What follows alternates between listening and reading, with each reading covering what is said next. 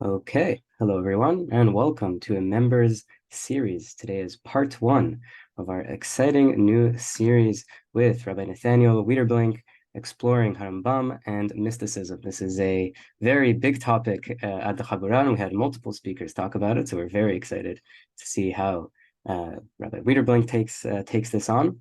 This is going to be, as I said, part one, so stay tuned for part two. Rabbi Wiederblank is a Magid Shiur at Yeshiva University and the author of the encyclopedic series of books on Jewish philosophy titled Illuminating Jewish Thought. It is a privilege and honor to have him with us. And with that said, the floor is yours. Okay, thank you so much. It's a privilege and honor to be here with you. First, I want to start by thanking Sina Kahan for reaching out to me and introducing me to the Chabura. This is really an extraordinary thing to see Torah being spread throughout the world, and it's an honor to be a part of it. I also want to thank Sina for introducing me to the work of Chacham Faur and sending me his work, Homo Mysticus, which I have not yet finished, but is really incredible. And it's actually fascinating that this whole conversation is going on about this topic. This is a topic that I've been thinking about for a number of years, but to be honest, was unaware, and the fault here is mine, of other people talking and discussing this matter. I hope that this audience, who it sounds like have already heard about this topic, so I'd love to hear your thoughts on my perspective. And as I said, it's really a privilege to be here. In fact, when Sina hesitantly suggested that I talk about Rambam and mysticism and Kabbalah, he was concerned that it was a little too controversial. So I don't plan to say anything controversial. My plan is to study a bit of Rambam with you. And the Rambam speaks for himself. So hopefully, if we understand Rambam correctly, then it's not me being controversial, at the least. If the Rambam is controversial, so I guess that's his problem. But by way of introduction, I think anyone who studies all of the Rambam's works will realize that he's very broad. And one of the challenges when studying Rambam is that we are pretty narrow. I speak at least for myself. So there's a tendency to paint Rambam in our own image. Someone with a more mystical bend might see Rambam more as a mystic. Someone who sees rationalism and mysticism as being in opposition will see the Rambam as a rationalist who opposes mysticism. And this is true for all sorts of things. Those who tend to value Talmud and Halacha will downplay Rambam's contribution to philosophy. They might see Mar Nevuchim as a work that was meant to defend the faith against challenges, Dam al Hashiv, but not necessarily a reflection of the Rambam's true opinions, or at least a reflection of his greatness. They'll see that greatness only in something like Mishnah Torah. And the opposite is also true. People who value philosophy and don't value halacha will downplay the Rambam's tremendous contribution in Mishnah Torah. They will fail to see the incredible majesty, brilliance, greatness of the work. So our job then in studying the Rambam is not to paint the Rambam in our own image, not to apply our preconceived notions or predilections to the Rambam, but simply to try to read the Rambam and see what he's telling us. And if we could do that, then we will surely have a lot to learn. So that's what I'd like to do, at least begin with you today. As you mentioned, Ohad, it's a very broad topic and not even something we'll scratch the surface on in 2 classes, but at the very least, we could try. So today we're going to be discussing whether the Rambam was a mystic, and next time, Bezrat Hashem, we will discuss and consider how Mekubalim looked at the Rambam's mysticism, looked at the Rambam's philosophy, and the like. Why are we discussing this topic? So I think the reason why this is particularly valuable is that it will help us appreciate that the categories that people generally use to depict Rambam are oftentimes overly simplistic. And more importantly, we're not just going to be talking about the Rambam or Kabbalah or the like. We're going to be discussing 2 drachim, 2 approaches as to how to understand God. And what we need to consider is whether we need to choose. Is it one or the other? I don't believe it is. My teachers studied and taught both Rambam and Kabbalah, and while they did not pretend that there are no disagreements, and certainly there are, they believed that there is much to gain from both traditions, and that in our own life and in our own self and in our own Avodat Hashem, we could incorporate both of these traditions. That's primarily going to be the second class, where we'll discuss that point and discuss what Mekubalim said about the Rambam. But today we're going to discuss whether the Rambam is a mystic. Later on, we'll be more precise in defining our terms, but at the onset, it's very important to distinguish between two different terms. There are really two separate questions we're going to be discussing. One is, was the Rambam a mystic? And two, was he Mekubal? Was he a Kabbalist? And as we'll see, these are not necessarily tluim zeh b'zeh. They don't depend upon each other. The Rambam may have been a mystic without being a Mekubal, or the reverse. So that's what we need to consider. So let's start with the question, was the Rambam a mystic? So the answer that I was always told, and I always assumed to be true, was, of course, the answer is no. The Rambam was oftentimes depicted as a dry intellectual rationalist, and that notion, that depiction was at odds with being someone who is mystical. However, I think if we begin investigating a little bit more deeply, we'll see the answer is more complex.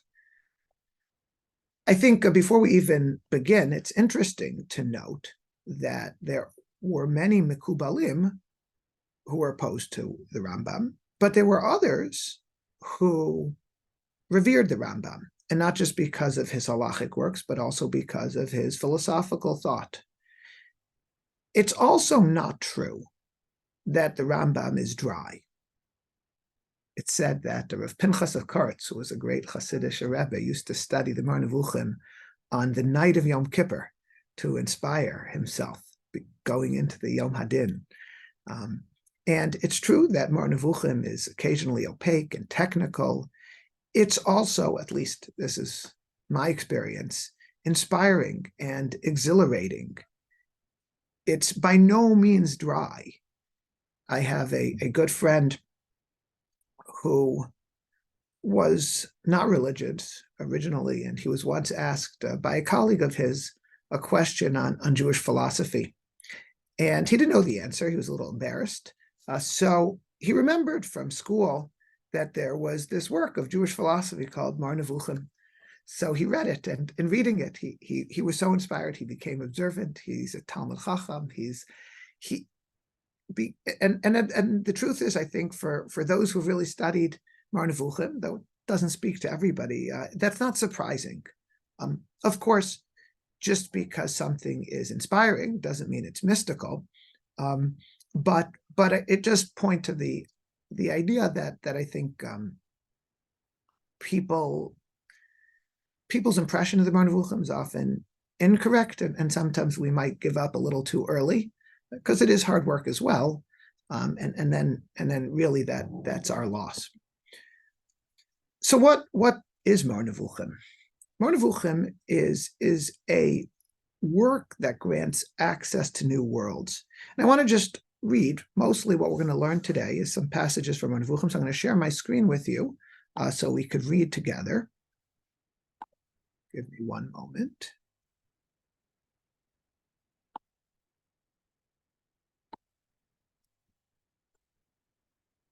Okay. Perfect. So let's start with the Rambam's introduction to Mar Nevuchim. And he writes over here that the work is a key permitting one to enter places, the gates of which were locked. When those gates are opened and those places are entered, the souls will find rest therein. The eyes will be delighted, and the bodies will be eased of their toil and of their labor. the Rambam's Moreh Nevuchim really does this. It grants access to new worlds. It allows you to enter places that you probably never would have imagined being without studying Moreh Nevuchim. In fact, Professor Leo Strauss in his introduction adds that in the source right below, not merely a key to a forest, but itself a forest, an enchanted forest, and hence also an enchanting forest. It is a delight to the eyes, for the tree of life is a delight to the eyes.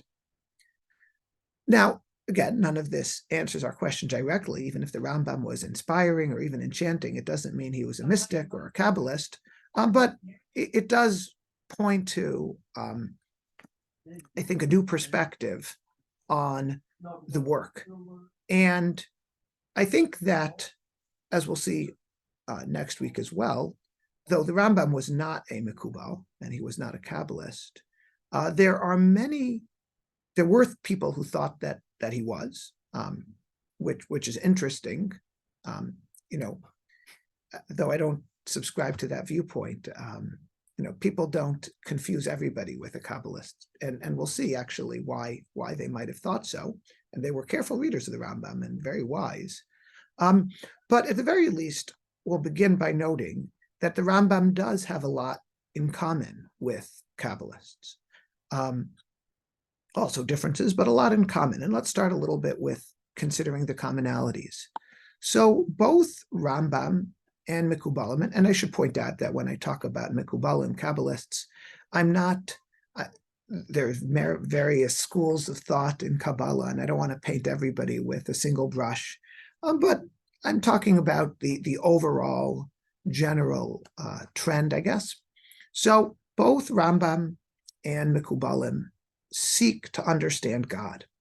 Again, they do so using different methodologies, but first of all, we'll see surprising similarities as well as substantial differences. But the first point is, yes, what's our agenda? The Rambam wants us, and we'll talk about why in a moment, but the Rambam wants us to understand God. And that's also what Kabbalah is largely about. Number two, both Rambam and Mekubalim are studying the esoteric, the Pnimiyut HaTorah, the inner secrets of Torah, Maaseh Bereshit, Maaseh Merkavah. And they both agree that these are of utmost importance. Number three, they also both agree that these topics can only be studied secretly and only when a student is worthy, and even only then with illusion. These restrictions are based off of the Mishnah and Masechet Chagigah, so they're coming from the Talmud, but this is something that is very important. And so the Rambam's works, as we mentioned, are full of secrets, and he communicates his messages often through hints.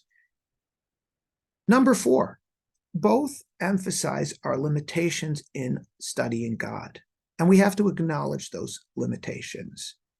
We have to appreciate that there are things that are by definition beyond our comprehension. So the fact that we can't understand everything should not be a reason why we shouldn't try, but at the same time, we also have to acknowledge our own limitations. And the failure to appreciate our limitations will lead to major errors.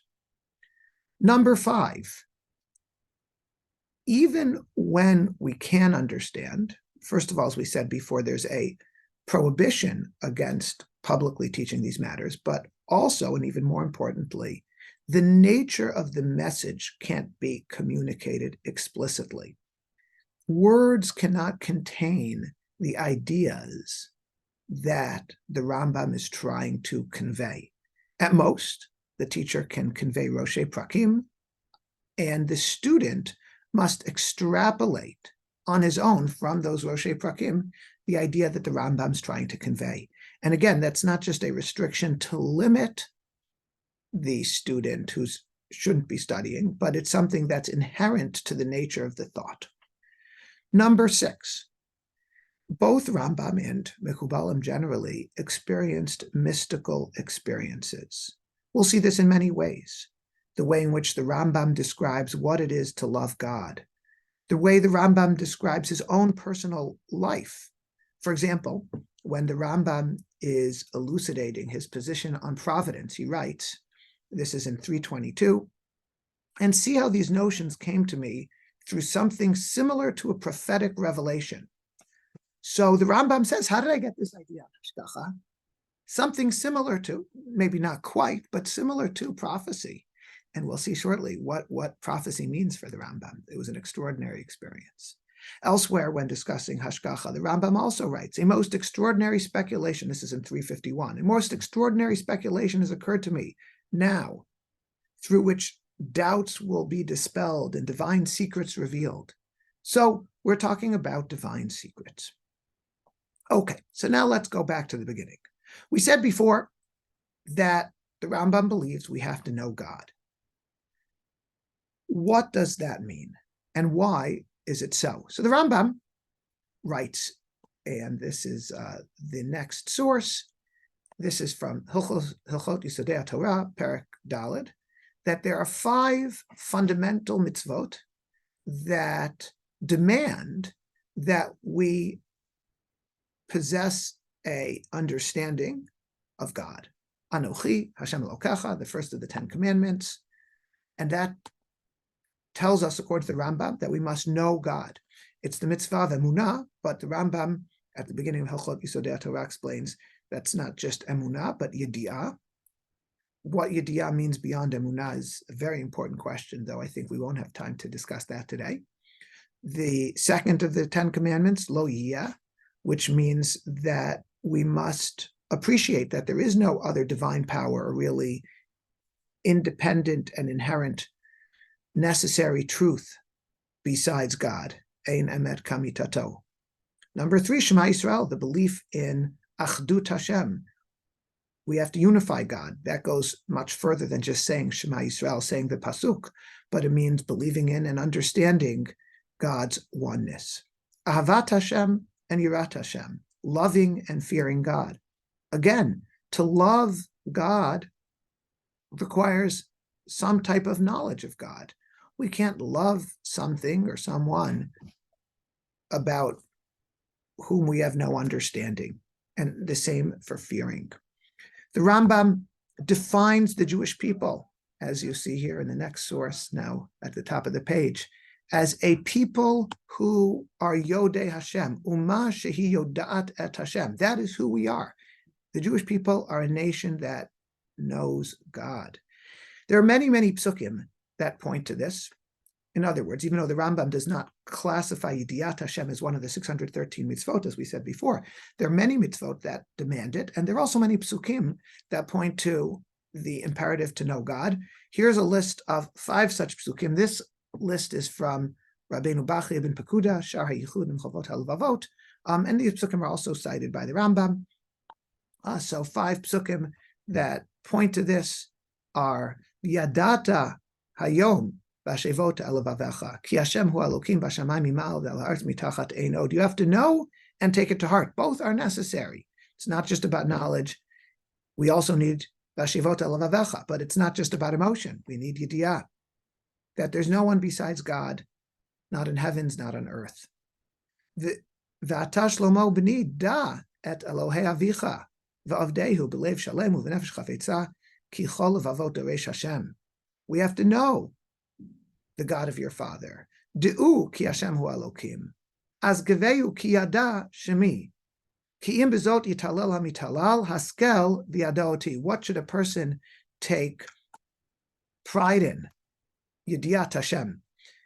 Again, HaRambam explains that pasuk in the most extraordinary way.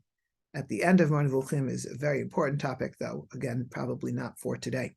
So what emerges is that there is a mitzvah, an imperative, a very fundamental imperative of Yediat Hashem, of knowing God.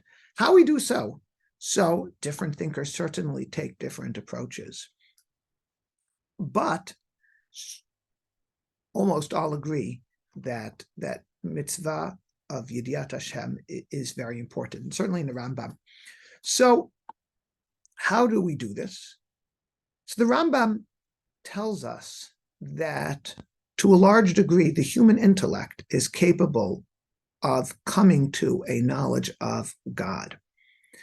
And the Rambam, in this sense, is certainly differing from the Kubalim in the sense that the way in which Mekubalim understand God is through tradition, whereas for the Rambam, to a large degree, not exclusively, because of course we did receive the Torah and there is a tradition that the Rambam refers to, but to a large degree, it's something that the human mind can understand on its own to a large degree. When we look at Kabbalistic texts, so you see many descriptions of God, it's important to remember that Kabbalistic texts, though describing God, acknowledge that these descriptions are limited and incomplete. They don't describe God as he is. They don't relate to his essence. They don't relate to the Ein Sof, but rather they describe what we as humans who are limited are capable of understanding. Number two is, though they depict God in human terms, these should not be understood literally. So you'll see descriptions of the left side and the right side, the upper and the lower, the masculine and the feminine, and so on and so forth. Now, taken literally, these descriptions would certainly be heretical, and the Rambam would be the first to say that. Should we take these literally? So again, this is not a class in Kabbalah, but I think the answer is absolutely not. And this is an idea that's frequently expressed by Kabbalists. The Ramban, for example, writes, and he's there in that case writing to the Torah scholars in France, that all thinkers agree that the psukim and the agadot that refer to God's form shouldn't be taken literally. Reb Chaim Vital, citing his teacher, the Arizal, writes the same thing. This is a point that the Ramchal, another great Kabbalist, makes powerfully in a fascinating work called Choker Mekubal, which is a conversation between a philosopher and a Mekubal.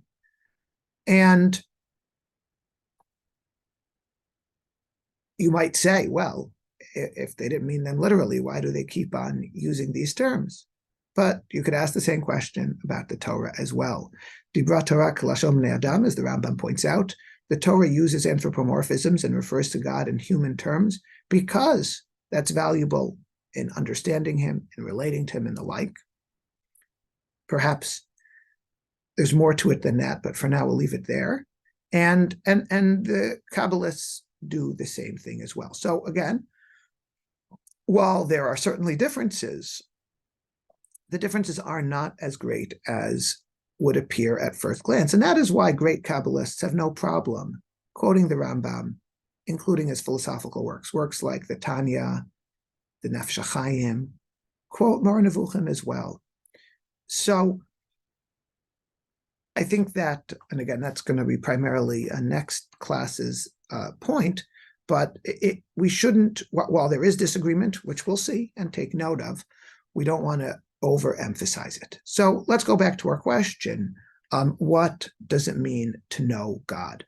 So when we talk about knowing God, we are not just talking about intellectual knowledge.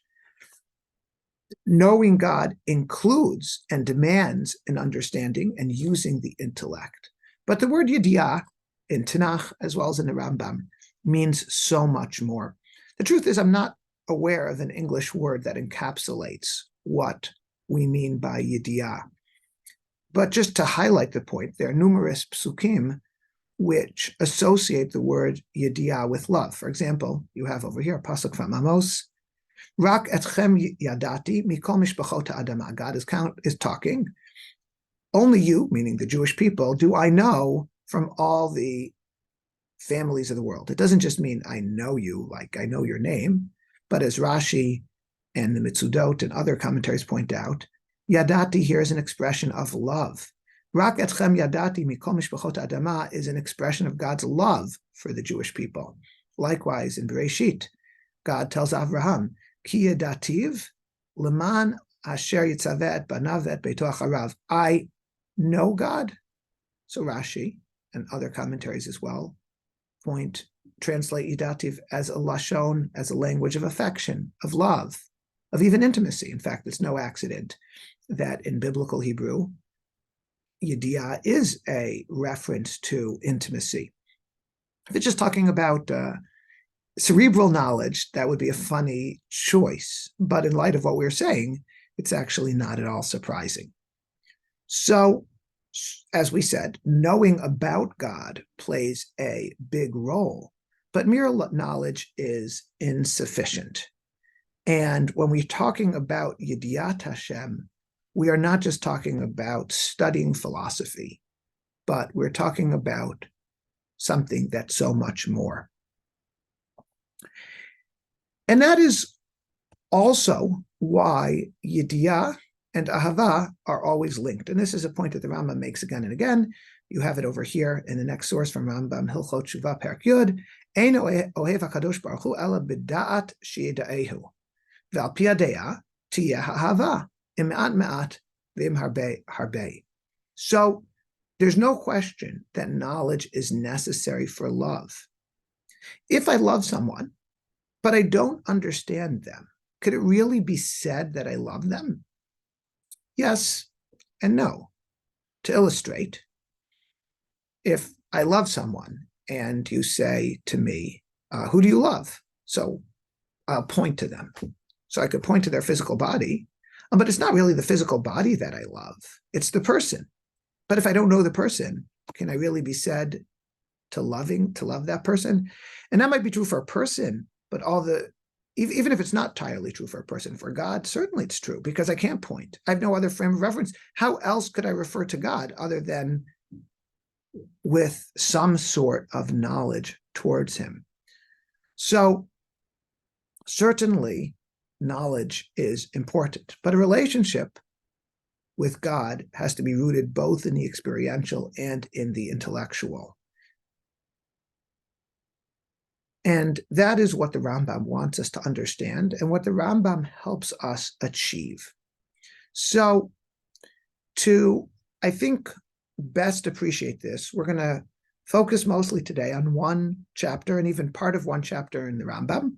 This is from 351 of Moreh Nevuchim. And in this chapter, the Rambam presents his famous palace analogy. So imagine a city with a palace in the center.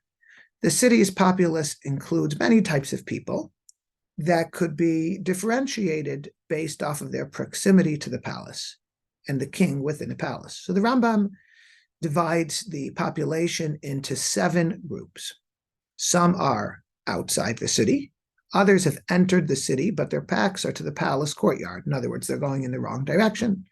Others face the palace courtyard but cannot see the courtyard. Others enter the courtyard. Others enter the palace antechamber. Some are in the king's room, and some actually converse with the king. So in this metaphor, the different levels of closeness to the king and his palace correspond to different levels of understanding God. So the first group of people have no conception of the divine, neither based on speculation nor based on tradition. Again, the Rambam oftentimes divides people into these 2 classes. Believers in God can believe in God based off of tradition. Why do they believe in God? Because their parents or their teachers told them to believe in God. The Rambam sees this as less than ideal. And the reason is because when you know something simply because others told you about it, it's not really firsthand knowledge. It's just something you were told. When you could prove something, so now it's firsthand knowledge.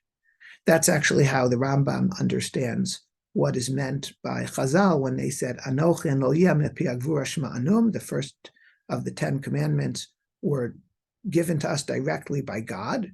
The Rambam doesn't understand that's referring to direct prophecy in the simple sense of the word, but rather our certainty about God's existence and the non-existence of all other independent forces was independent, was direct. And therefore, we didn't need Moshe. We didn't need an intermediary, not like the other mitzvot. The other mitzvot we know because Moshe told us. Moshe heard from God and he transmitted to us.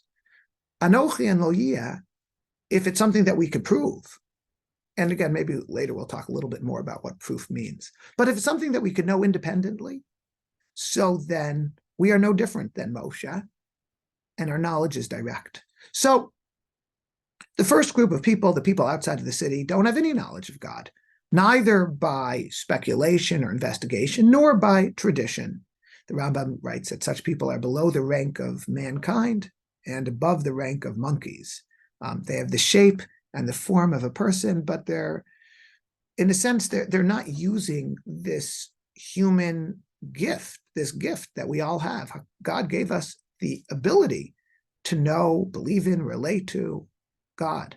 And the human being that has not realized or actualized his humanity by failing to take advantage of this gift is, in a sense, not fully human. Again, that doesn't mean he's not human, but he has not actualized his humanity. The next group of people have a conception of God, but it's false. And the Rambam writes they've adopted these false doctrines either to mistakes that they made themselves in their speculation, or because they've been taught the wrong things. So despite the desire they have to come close to God, they actually recede from him. That's why they're going in the wrong direction. They're heading away from the palace. And he writes, actually, that such people are far worse than the first class of people. Who's the Rambam referring to in this second class? So he's probably referring to people with a corporeal understanding of God. They believe God has a body in some way, and it doesn't just mean a physical body, but their conception of God, though they believe in God, they might pray, they might do mitzvot, but their conception of God is fundamentally flawed in a very basic way. Now, an interesting question is why these people are worse than the first. At least they believe in God. The first group don't even have any conception of God. That's an interesting question, though, beyond the scope of today's topic. I should note, though, that the Rambam relates to the Rambam's conception of avodah zarah, idolatry. Idolatry is worshiping God primarily through intermediaries. So actually, you could be an oved avodah zarah and have a correct understanding of God, though you don't serve him properly, whereas these group of people, in a sense, are worse than oved avodah zarah. They don't they misunderstand what God is. But that's, again, not for today's topic. So the third group of people, the Rambam writes, are the masses of religious people who observe the Torah but are ignorant. So they might actually, they do Torah, they do mitzvot, but they're ignorant. The fourth group devote themselves exclusively to the study of practical law. So they have proper beliefs. Their understanding of God is correct. But how do they have that understanding of God? They arrived at that understanding based on tradition and not based off of investigation. They didn't try to prove, they didn't try to really understand what's behind their beliefs, though they do believe the correct thing. Those who have investigated the matters of theology and have entered the antechamber. So this is the fifth group. And the Rambam writes, there are many levels within this group. Some have entered further into the palace, while others remain in the vestibule. And this is the level of the Chachamim. Those who have succeeded in finding proof for everything that could be proven, who have true knowledge of God, as far as it could be attained, are together with the king in the same room. This is the sixth group. And now we have a question. And the question is, what room is there for the next step? Where do the seventh group come in? How are they different? After all, the people in the sixth group have already proven everything that could be proven. They have a correct understanding of God to the extent that it's possible. And they've proven it. So they're in there with the king. So what's left? So here, I think the Rambam tells us something extraordinary, and it directly relates to our question today. The next step, unlike the previous stages, is not primarily an intellectual advancement. The individual has already achieved whatever could be achieved intellectually, but rather it is a type of communion with God. And the Rambam writes, to move forward, you have to abandon all that is in this world and dedicate yourself exclusively to the pursuit of the understanding of God. And the Rambam writes, this is the level of the prophets. Rambam writes in 237 that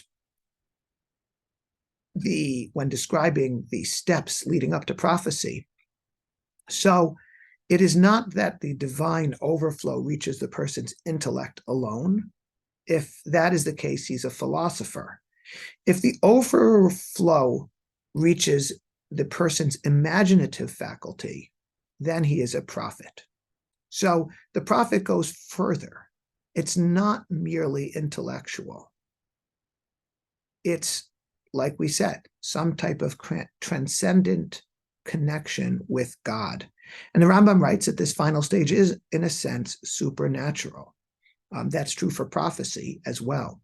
So, again, next, we're going to just look at, and again, I urge everyone, perhaps you've already done this, but if you haven't, to study the whole work, and especially this whole chapter.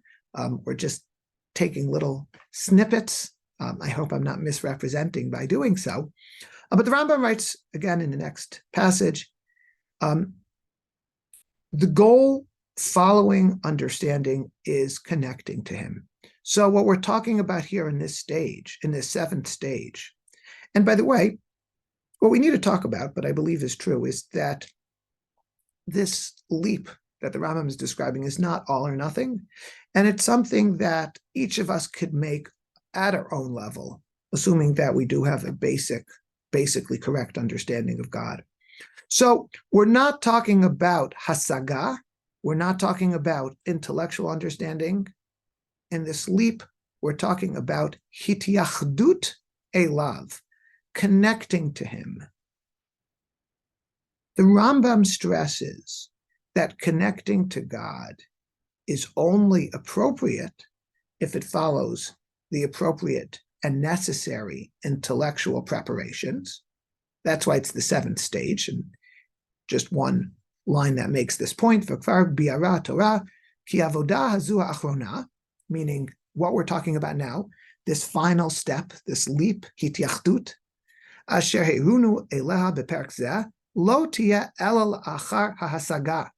This can only take place after the correct understanding of God. Why? Really for two reasons. Number one, connecting to God is only valuable if you have a correct understanding of God. In other words, if your conception of God is false, so to the extent that you're connecting to anything, you're connecting to a figment of your own imagination. The Rambam actually uses a pretty humorous analogy to make this point. The second point is that the process of investigation, when done correctly, will bring a person to the next step. So what do? The Rambam writes, you must concentrate all your thoughts on God.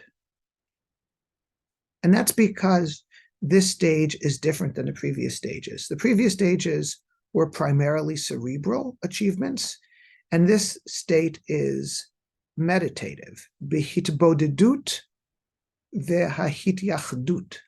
So let's just take a quick look over here. I'll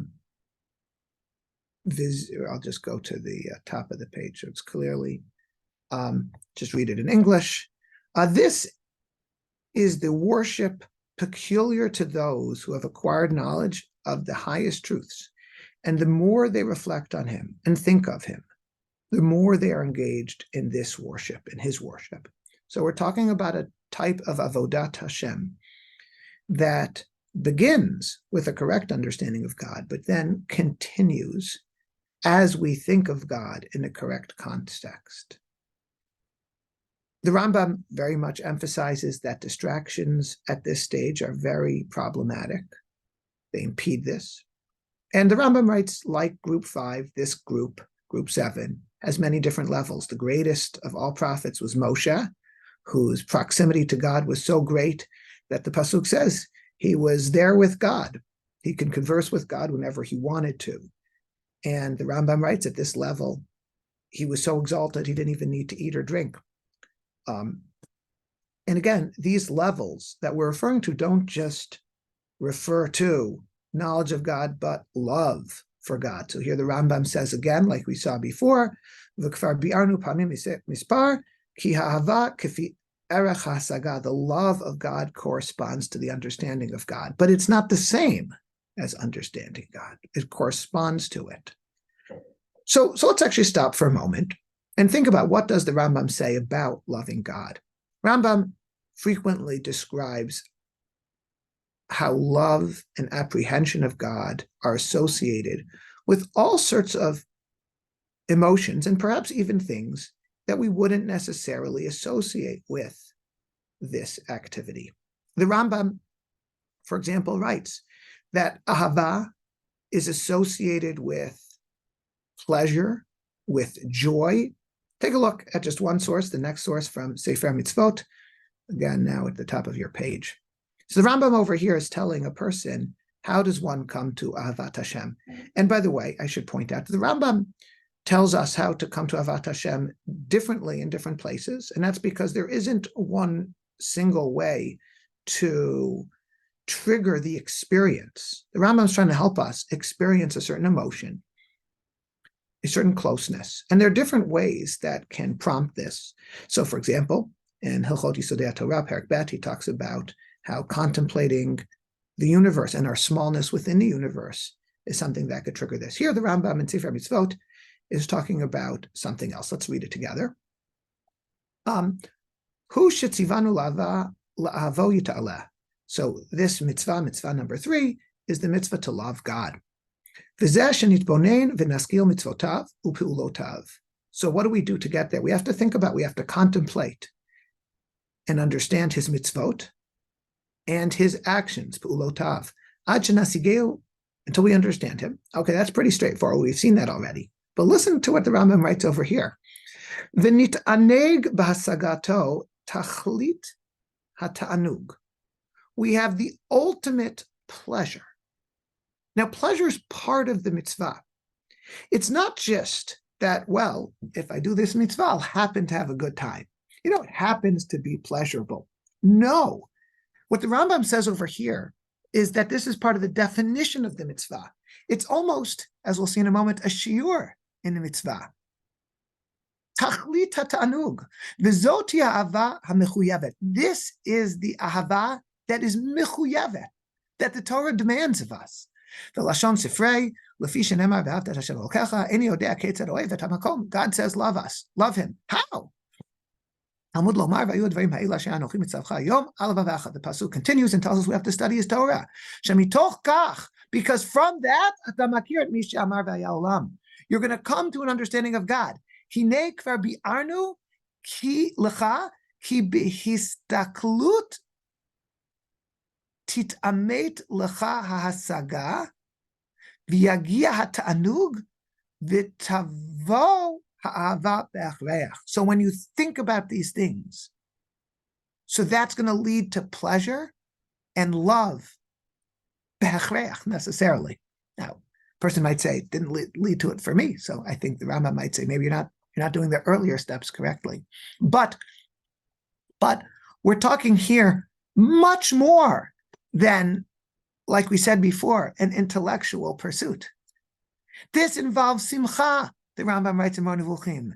The Rambam writes that the reason why Moshe didn't have to eat at Har Sinai for 40 days is because he had such simcha, such joy, such ta'anug in connecting to the Ribono Shel Olam, that food was no longer necessary. It involves love, pleasure, joy. So let's try to understand this a little better. This is obviously a very high madrega, but it's something that the Rambam felt, as we see over here, that we can all strive towards, each of us on our own level. So, and I know that because the mitzvah of Ahavat Hashem is a mitzvah given to everybody. It's not a mitzvah given to Yechidei Skula. It is not only given to the elite. Everyone can do this. So what is the Rambam describing over here? And again, in this final stage, what is the connection between the apprehension of God and the love of God? So I think when we look at the Rambam, well, let's actually look We'll read one more passage over here, again now at the top of the page, where the Rambam is describing the level of connection that the Avot and Moshe Rabbeinu reached with God. V'zot gam ken madrigat Avot, asher higia kirvatam el Hashem yitbarach ad shenoda shemo bahem leolam.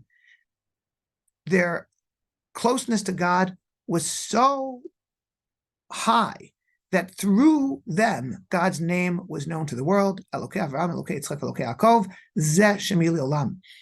V'higia hamitached de'otam v'asagato, scharam im kol achad mehem brit kayemet. So through this hitachdut, through this unity of the mind, which occurred through their understanding of God, it was to such a degree that Karat Hashem made a everlasting bond, covenant with them.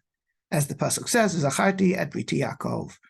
Ki elu ha'arba'a, ratzalomar Avot Moshe Rabbeinu, these four people, hitba'er bahem min ha'itachdut b'shem ratzalomar hasagato v'avato. So again, look at the words using to describe this. We have ava, love, hitachdut, unity, hasaga, ahava.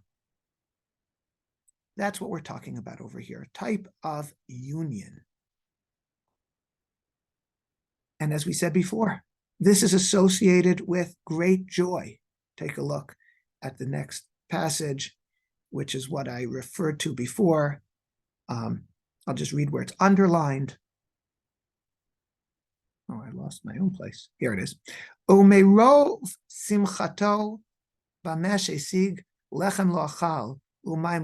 Because of the simcha that Moshe Rabbeinu reached at Sinai, then he didn't need to eat or drink. So we're talking here about a leap forward. It's an emotional leap forward, as we've seen, associated with ahava, simcha, ta'anug. And it's a spiritual leap forward. It's a transcendent union. It's hitachdut. Now, union doesn't mean that you become part of God. God is God, and you are you. But it is a connection to HaKadosh Baruch Hu that is achieved through thinking about Him. There's a connection, a chibur, a hitachdut.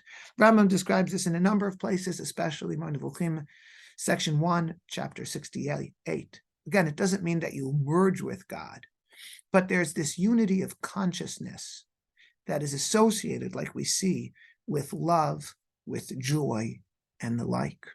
And I think it's something that hopefully we all feel to some degree at our own level. Certainly we're not at the level of the Avot, of Moshe, that the Rambam is describing over here. But before we begin to sum things up, I want to point out the Rambam continues and talks about what happens when we disengage. So the Rambam writes that when this union happens while we're thinking about God. But what happens? The intellect, I'll just read you the English one. The intellect that emanates from God unto us is the link that joins us to God. You have it in your power to choose to strengthen that bond or weaken it gradually until it breaks. The bond will become strong only when you employ the intellect in love of God and seek that love. It'll be weakened when you direct your thoughts to other things. That's, by the way, since we're less than a week away from Rosh Hashanah, what the message of the shofar is. The Rambam famously says, it's about waking us up. Not that we're asleep in the literal sense. And we might even be very, very busy, doing wonderful things. But we're asleep in a different sense. We're supposed to wake up. Wake up. So what happens is that when you are thinking about other things, you're distracted, and the bond that you have with God is somewhat broken. The Rambam says it's not entirely broken, because even when it temporarily breaks, even when it stops, at least it's there in potential. That's why someone like this is subject to a higher level of hashgacha, of providence, though again, that's for another discussion.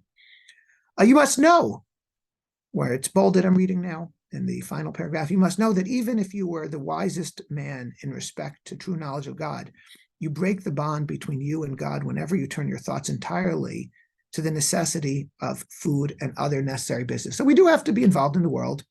And even Moshe Rabbeinu was told to go back and descend the mountain. The Avot were involved in the world. Now, the Rambam writes that Moshe and the Avot were able to, even when engaged in the world, able to continue their connection to God in a way that's quite extraordinary. But for the rest of us, we probably do, on a practical level, have to disengage. But we want to remain connected as long as we can. And the Rambam tells us a path to doing this. How do we achieve this level of connecting to the Ribono Shel Olam? So the Rambam, in this chapter, lays out a plan. We start by thinking about God when we say Shema, when we do mitzvot, and we gradually expand. So we're thinking about God more and more of the time and strengthening our connection to God. And the Rambam really lays out the steps in a very practical way. So where does this leave us? The Rambam has guided us through the gates of the palace, past the antechamber, and into the throne room. And the Rambam has left us with the idea that we need to both to know and understand God to the extent that we can. We also have to connect to him. We have to connect to him. And so this really brings us back to our question of, was the Rambam a mystic? And the answer is, of course, it depends on how you define the term. If you understand the term as referring to Kabbalah, so the Rambam didn't really have this Kabbalah, as we'll discuss next time. But not only that, the Rambam was certainly a rationalist, and he sought to explain all of Judaism and all of Torah rationally. There's nothing in the Torah that is irrational. Doesn't mean we understand everything. Sometimes it's rational to believe in things that you don't quite understand. But there's nothing irrational in the Torah. And if you associate mysticism with magic or the occult or the like, then certainly the Rambam, as we'll talk about next time, was not a mystic. However, if you define the term a little differently, if you understand that mystic refers to a person who experiences a meaningful and an intimate encounter with a transcendent being, so surely the Rambam was a mystic, as we've seen. Let's just take a quick look at how the Rambam describes Avat Hashem. And I have to skip a bit. And maybe we'll get back to some of these sources, all these sources that I'm skipping now. Maybe we'll get back to them next time. But let's just take a look over here at how the Rambam describes, where to go? It's a problem with skipping. Oh, here it is. Okay. The Ketzari Ahava Haru'uyah. What is the appropriate Ahava? What are we looking for? He, She'ahovet Hashem, Ahava Gdola Yitera Azah Me'od, Ad Shete Nafsho Kshura Be'avat Hashem. Your love of God is so intense that your soul is bound up in the love of God. Like we said before, the hitachdut, the union. V'nimtza shogeh batamid, ki'ilu choli me'ava. He's always thinking about it. He's obsessed with it, as though he's lovesick. She'en dato pnuya me'avat ota isha. Just like someone who's lovesick with a woman, so he can't stop thinking about her. V'shogeh batamid, ben b'shivto, ben b'kumo, ben b'shah shehu ochel v'shoteh. Yeter mizeh tiyeh avat Hashem belev oavav, shogim batamid kemo shetzivanu b'chol levavcha uv'chol nafshecha. V'hu sheshlomo amar derech mashal ki cholat avani, v'chol she'ashirim mashal hu l'inyan zeh. Extraordinary, right? Let's look at how the Rambam describes the experience of prophecy, which, as we've seen, is just a reflection of this union that we all must be striving for. I'll just read it in English, there's no time. His mind is constantly directed upwards, bound beneath God's throne of glory, striving to comprehend the holy, pure forms and gazing at the wisdom of the Holy One, blessed be He, in its entirety, in its manifold manifestations, from the most elevated spiritual form until the navel of the earth, appreciating His greatness from them. After these preparations, the divine spirit will immediately rest upon him. When the spirit rests upon him, his soul becomes intermingled with the angels called Ishim, and he will be transformed into a different person, and he will understand with a knowledge different from what it was previously. He will rise above the levels of other wise men. As the prophet Shmuel told Shaul, the Spirit of God will descend upon you, and you shall prophesy with them, and you will be transformed into a different person. And then he continues.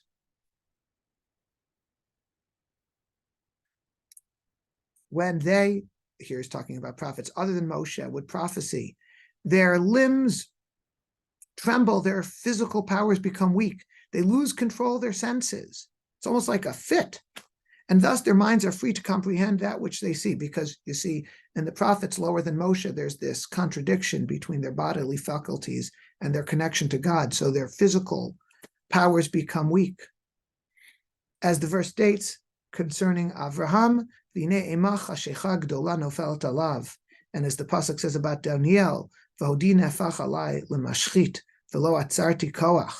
So it's very hard to say that this is not a mystical experience. This certainly is a mystical experience. And that is the goal. That is the goal of this whole work. That is the goal of our Avodat Hashem. Here again, the Rambam 322, my objective is that the concepts of truth will shine for a person as sparks of light and then disappear, just as described by the prophet Yechezkel. V'chayot ratzo v'shov k'mareh bazek. The chayot, these angels, go back and forth like a flash of lightning. The Rambam describes this type of quasi-experience that he himself had for someone just starting out. So then it'll be like an occasional bolt of lightning. You're alone, you're dark in a forest.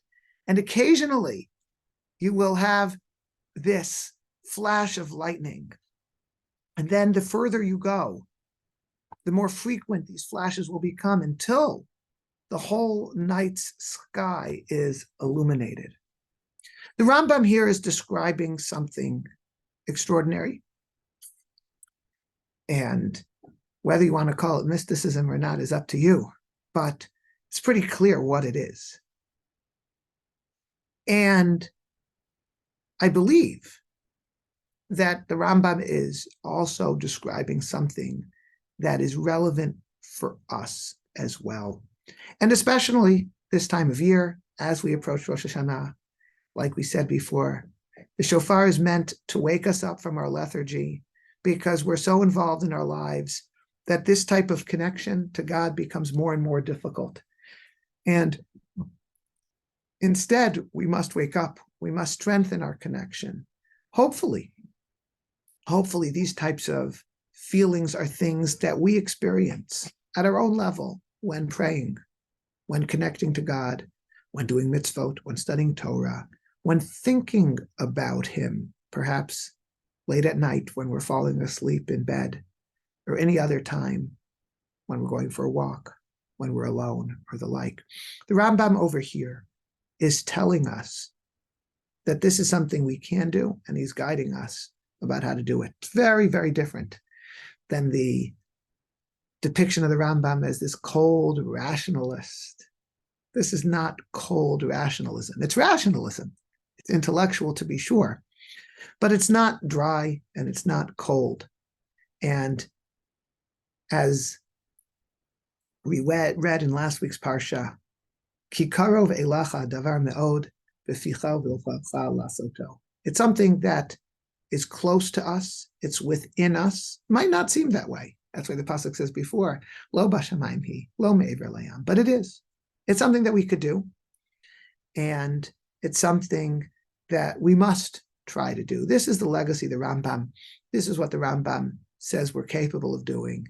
And those of us who try to follow in that legacy will be very, very fortunate and very much enjoy that experience. Thank you very, very much, and I look forward to the next shiur. Thank you so much, Rabbi, for that incredible presentation. We'll open now, if you have a few minutes, Rav, we'll open it for questions. You guys can unmute, raise your hands. Any questions? A technical point, but when you brought the Mureh where he says that when the person engages in food or drink or necessary needs, then the connection is disconnected. Now, he says, if I recall correctly, at the end of Yesodei Torah, he says that a person can reach a level where your service, where your food, where your sleep, where your relations, your business becomes a part of Avodat Hashem.